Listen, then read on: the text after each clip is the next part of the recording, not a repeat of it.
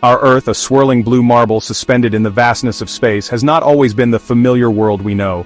Journey back, far back, beyond the mists of familiar prehistory to a time when the very air was different, the continents adrift in unfamiliar configurations. Imagine a dark primordial Earth, a canvas of erupting volcanoes spewing molten rock against skies thick with ash, painting eerie alien landscapes. Before the first dinosaurs left their colossal footprints, before the reign of the great reptiles, this planet was already teeming with life, some of it utterly terrifying. These were the original titans, creatures of immense power and bizarre forms, ruling land, sea, and sky with an ancient authority. They bore armor, wielded formidable claws, and possessed jaws of incredible strength, evolving in a world that would make even the mighty T-Rex pause and perhaps wisely declare, "Yo, I'm out." The age before dinosaurs, stretching across eons like the Cambrian, Ordovician, Silurian, Devonian, Carboniferous, and Permian periods, was anything but a quiet overture to the main event. It was a full-blown, heavy metal concert of evolution, producing some of the most spectacular and frankly, nightmare-inducing creatures to have ever existed. And today we're not just dipping our toes in, we're diving deep, like Devonian deep, into this prehistoric underworld. We'll unearth the stories of giant nightmare-fuel organisms that reigned supreme, long before the first dinosaur ever showed up fashionably late to the planetary party. Prepare to meet the Earth's original monsters, beings that challenge our very perception of what life can be. But hey, before we fire up the chrono vehicle and time travel back some 500 million years, if you enjoy exploring the deepest, darkest, and most astonishing corners of natural history, show some love to this channel, Yash explains. Go on, smash that subscribe button with the ferocity of a Dunkleosteus pulverizing an armored fish skull. Your subscription is what fuels these expeditions into the past. It helps this channel grow like a giant carboniferous millipede feasting on a diet of pure protein shakes and ancient oxygen-rich air. Don't miss out on future adventures into the weird and wonderful. Let's dive in.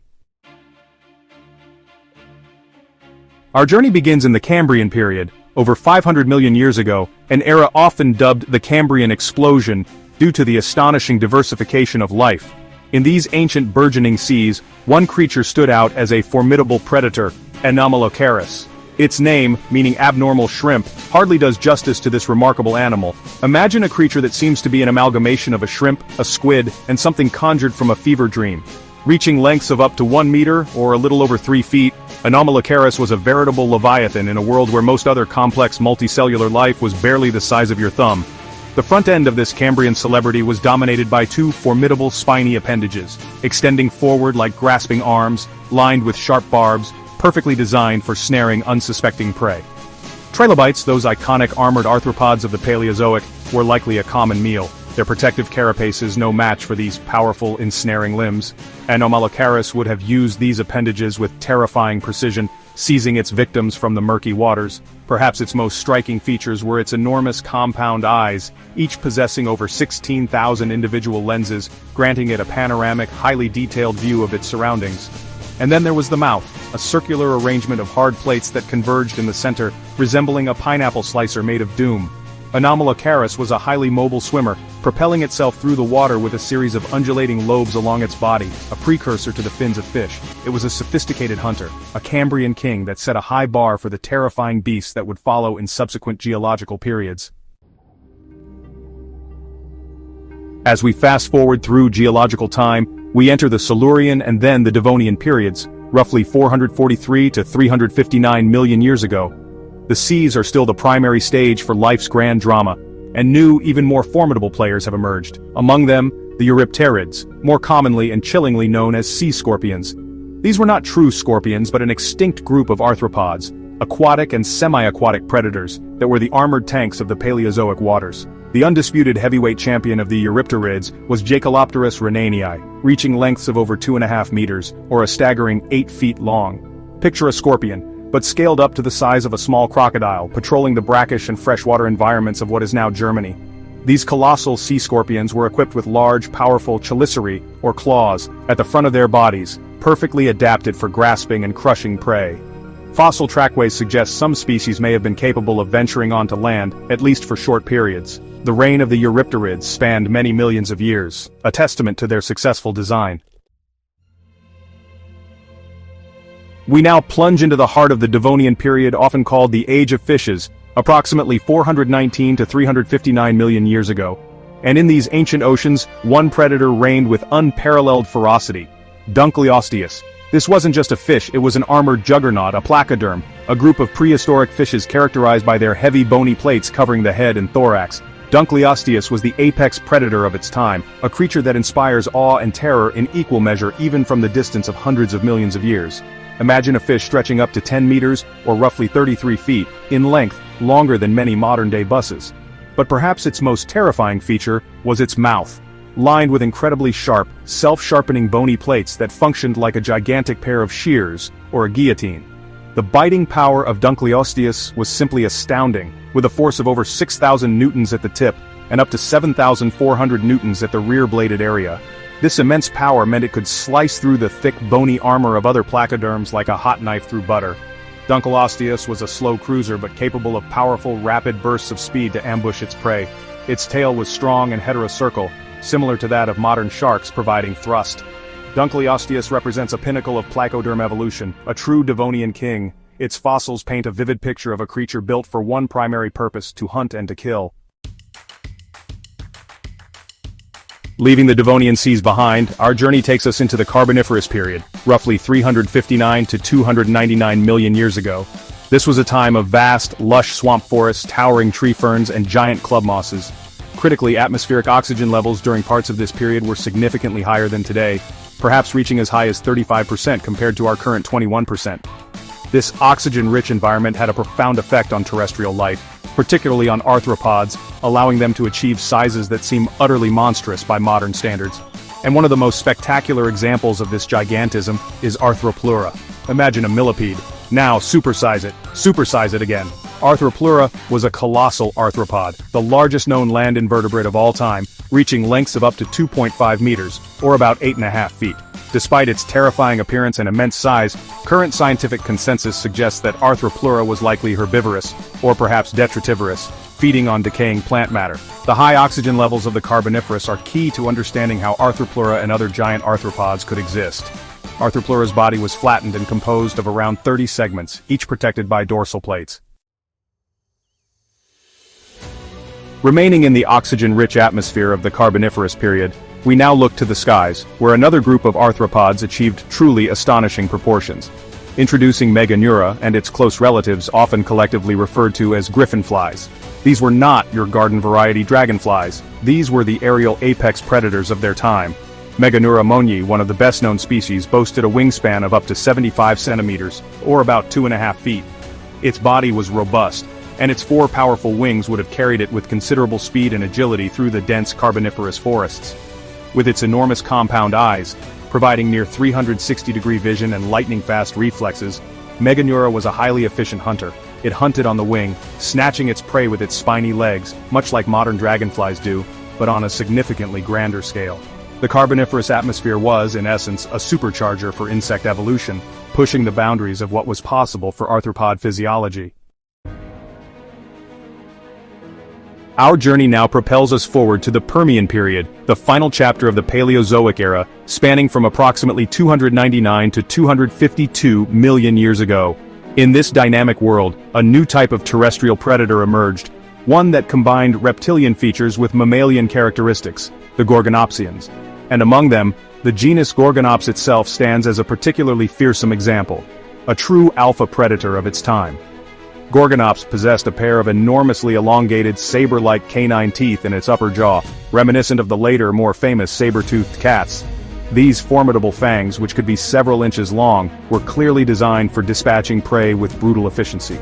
Reaching lengths of around 3 meters or about 10 feet, it was built for power and likely bursts of speed. Its limbs were positioned more directly under the body than those of more primitive reptiles, suggesting a more efficient and active gait. As one of the apex predators of the late Permian, Gorgonops occupied a crucial ecological niche. Fossils of Gorgonops, primarily found in the Karoo supergroup of South Africa, provide a detailed look at its anatomy and predatory adaptations. Let us now dive back into the ancient oceans, specifically those of the Permian and early Triassic periods, to encounter one of the most bizarre and enigmatic fish ever to have lived, Helicoprion. Helicoprion was a cartilaginous fish, related to modern sharks and chimeras, but it possessed a dental feature so outlandish that it baffled scientists for over a century. Its name, meaning spiral saw, hints at its most extraordinary characteristic.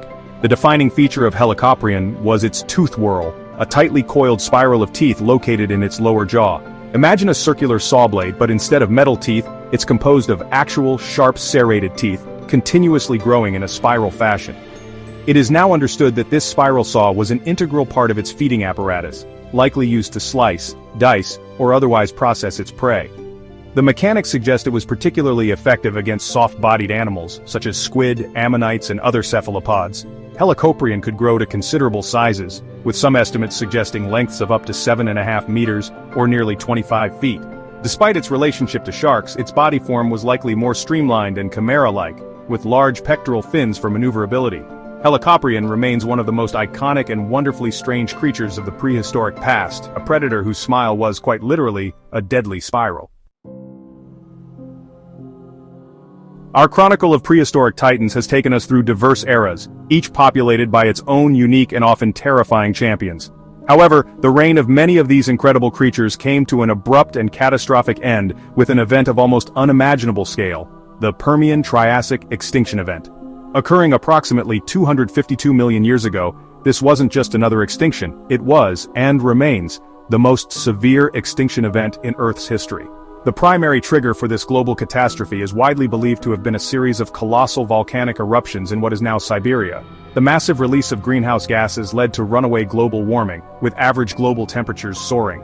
The oceans absorbed vast amounts of CO2, leading to severe ocean acidification, making it incredibly difficult for organisms with calcium carbonate shells or skeletons to survive. On land, the climate became increasingly arid and unstable. The toll on life was catastrophic, with over 90% of all marine species and around 70% of terrestrial vertebrate species disappearing. The Permian Triassic extinction event profoundly reshaped the trajectory of life, creating ecological vacuums that would eventually be filled by new groups of organisms. The Great Dying was an ending, but it was also, in a profound sense, a new beginning. As we draw our exploration of these pre-dinosaurian epochs to a close, it becomes abundantly clear that the Earth was a theater of the terrifying long before the first Tyrannosaurus rex ever hatched. Creatures like the Cambrians' Anomalocaris, the Devonians' Dunkleosteus, and the Permians' Gorgonops were already established masters of their domains. The sheer diversity of these ancient titans is staggering. From the shadowy depths of the earliest complex oceans to the humid, oxygen-rich forests of the Carboniferous and the arid landscapes of the Permian, each geological period presented its own unique cast of monstrous protagonists. These creatures, often overshadowed in popular imagination by their dinosaurian successors, prove one undeniable fundamental truth. Earth didn't need dinosaurs to be a realm of terrifying biological marvels. The capacity for life to generate awe-inspiring and sometimes horrifying organisms is a constant theme running through the entirety of Earth's deep history. The legacy of these primeval beasts is profound.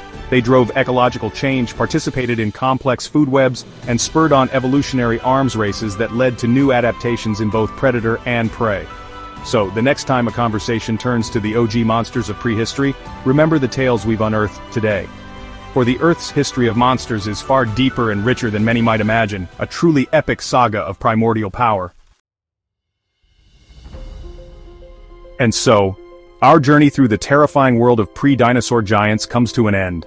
From the Cambrian seas to the Permian landscapes, we've seen that Earth has always been a realm of astonishing and often fearsome creatures. These original monsters, in all their bizarre and mighty forms, remind us of the incredible depth and dynamism of life's history. Thanks for watching, Yash Explains. If you enjoyed this deep dive into the primordial past, be sure to check out our other episodes exploring the wonders and mysteries of the natural world and the universe beyond. We're always unearthing new stories to share. The sheer scale of prehistoric time is almost impossible to truly grasp, but by studying these ancient titans, we get a glimpse into worlds so alien, yet so intrinsically part of our planet's story.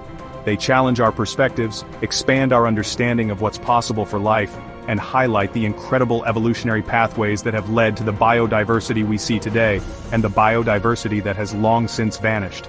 Each fossil is a whisper from a lost epoch, a testament to survival, adaptation, and eventual change in the face of planetary shifts. And until next time we meet to explore another facet of this amazing existence, stay curious, keep asking questions, and always strive to learn more. Stay awesome in your pursuit of knowledge. And perhaps, just perhaps, watch your step if you ever find yourself wandering, even in your imagination, through a carboniferous forest. You never know what colossal crawler might be rustling in the undergrowth. Thank you for joining us on Yash Explains.